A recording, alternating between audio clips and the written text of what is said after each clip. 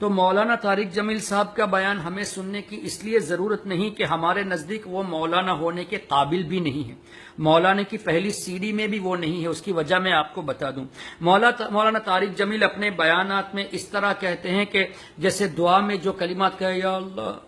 ہم تیرے آگے بھیک مانگتے ہیں، تیرے قدم پکڑتے ہیں، تیرے پیر پکڑتے ہیں یا اللہ، تو جو یہ مجھے یوں لگتا ہے جیسے اللہ زمین پر اتر آیا ہو اور ایک ایک کے کندھے پر کیا کر رہے ہو، کیا کر رہے ہو۔ جو شخص اللہ کے لیے پیر کو ثابت کرے، اللہ کا جسم ثابت کرے، وہ عالم ہی نہیں ہے بلکہ طالب علم بھی نہیں ہے۔ اور حضرت ابراہیم علیہ السلام کی بات آئی تو 80-90 سال کا بوڑھا ایک چھری کو ہلا نہ پکڑ نہ سکے، مرغی ذبح نہ کر سکے، وہ گیا بکرا ذبح کرنے کو گئے جب مرغی کو ذبح کرتے بھی ہاتھ کانپیں۔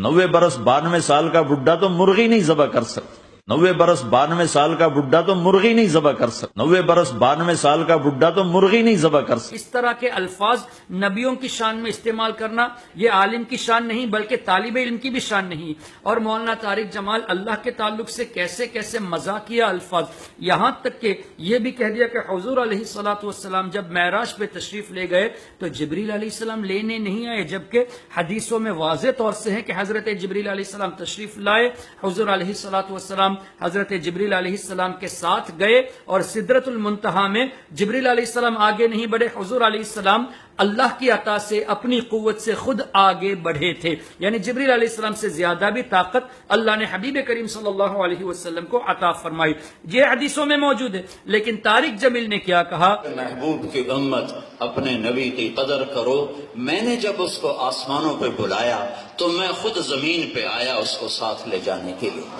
کہ حضور علیہ السلام کو لینے جبریل علیہ السلام نہیں آئے بلکہ اللہ خود زمین پہ تشریف لایا اور اللہ اپنے ساتھ لے گیا۔ جب اللہ کا دیدار